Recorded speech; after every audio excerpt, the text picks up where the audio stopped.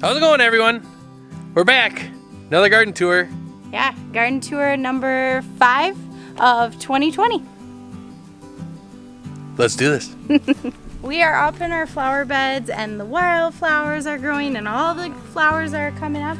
And my lilies are finally open. I believe these are a version of tiger lilies. They're not orange. If they appear orange, they're more of a pink.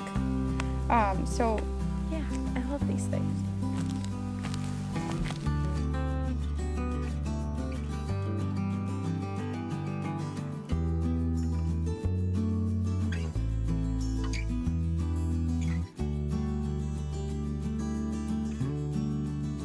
Back of the house, up by the beehives, we have more lilies. I'm not sure what this variety is. We planted it almost 10 years ago, but they're really pretty and they're all starting to open up. So lots of flowers popping up back here, and I can tell the bees love it. So our cucumber, which is supposed to be a bushy cucumber and not supposed to be vining and growing like crazy, I have put up string to help it vine on something because it's just taking over. It just wants to grow, so might as well let it. Maybe it wasn't a bushy cucumber.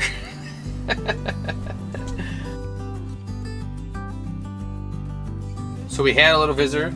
Our broccoli plant doesn't look that good is because I found a worm, a green worm about that long, and it was pretty skinny. But I found it on a leaf, so I broke it off and fed it to the chickens. Haven't found any more since, and no more things have been eaten off it, so hopefully it was just that one. I was just about to sit down here in the corner. There's a snake. Oh, he went down below, Matt. So the other day I was out here in the greenhouse and I was putting all the pots and things away, and as I was going through them, some of them had snake skin on them.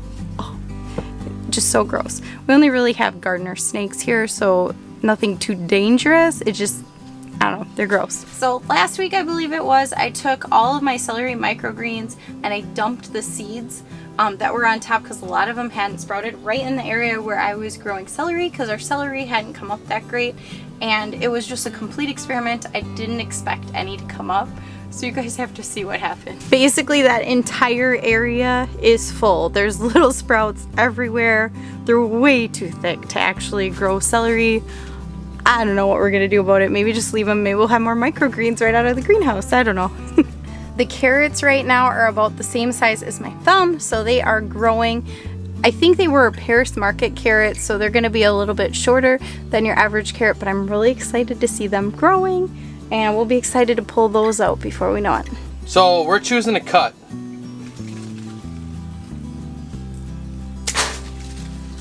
Now the reason why we chose to cut is look at this plant. Look at this other tomato plant. Look how well that one is doing versus the mother plant. So, and I think what happened is when this one was younger, we don't know who, but someone broke the top off. So ever since it just kind of stayed like that height, and then it just went to this. So we also think we overwatered it. So we're hoping this will be fine and take off for us. So I'm gonna trim this one up and let it go. But that one looks really good, so I think it'll be good to go.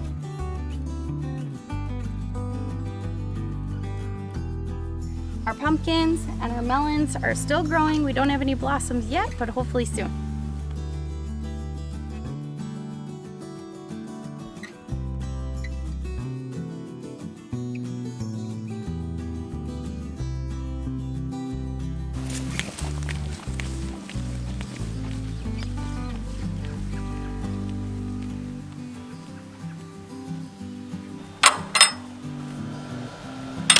We are loving the cucumbers. They are growing like crazy.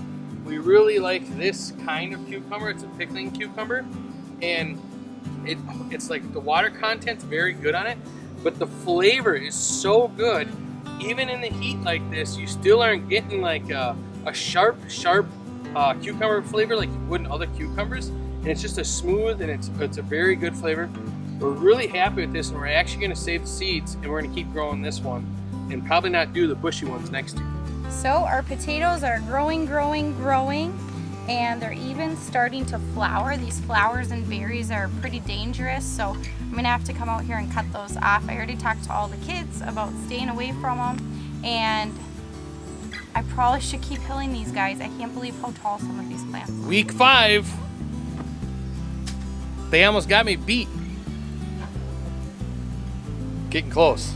So these are all of our lunchbox peppers, and they have a bunch of flowers on them already, and they're doing really good. I'm glad.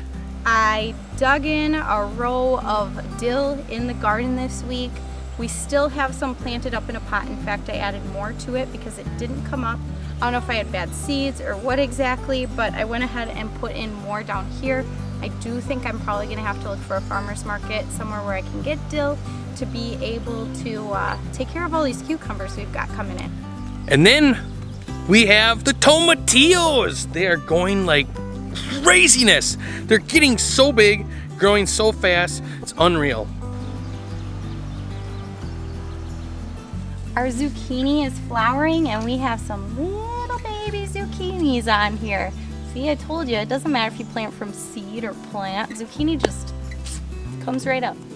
Our jalapeno plants are just baby little plants, but they do have some jalapenos on them and some flowers, so I think we'll get enough for what we want to do with jalapenos. So our indeterminate tomatoes, I had come out here, I had pruned them all, I had clipped them up, and as tomatoes do, they keep growing. So I'd put all the clips pretty high on the plant where it could hold it up, and I just want to show you how much taller the plants have gotten.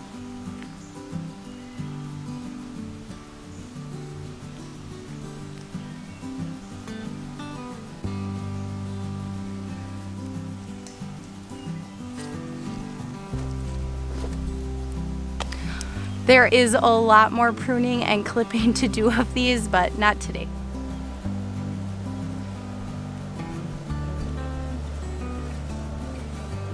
I think we have to teach the kids how to really look for raspberries.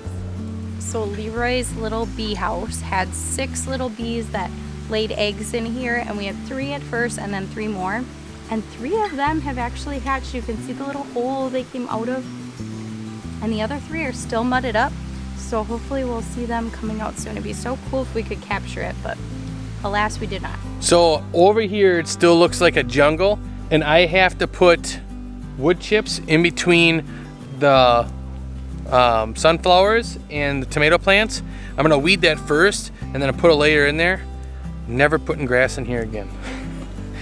But the tomatoes, they all need to get pruned really bad because the ones that are touching the ground are starting to turn yellow, and these are the determinant where we don't have to prune. So we're just gonna do the ones that are touching the ground and then let them do their thing.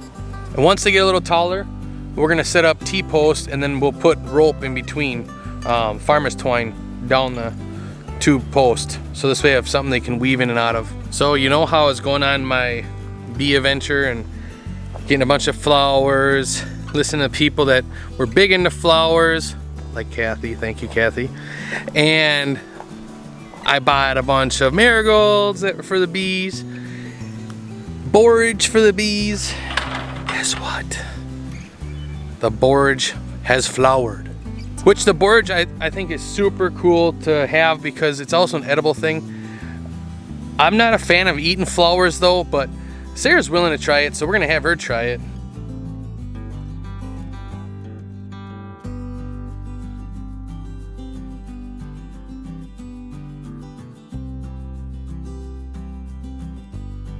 So just out of curiosity, how many of our viewers have a garden or have pots and are growing stuff out of it? I'd like to know. Put it in the comments down below. We'd like to know what everyone's growing and what your favorite thing is. And also, do you have mosquitoes? Because they are terrible. But it's been really humid here lately, so that always makes it worse. Between that and the deer flies, those have been coming after us too. So, but you know, we hope you guys like this content. Give it a thumbs up. And don't forget to subscribe.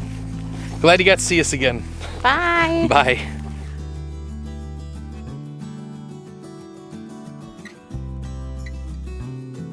There's another snake right there. I knew you were kidding, but I couldn't help it. Okay, back to the celery.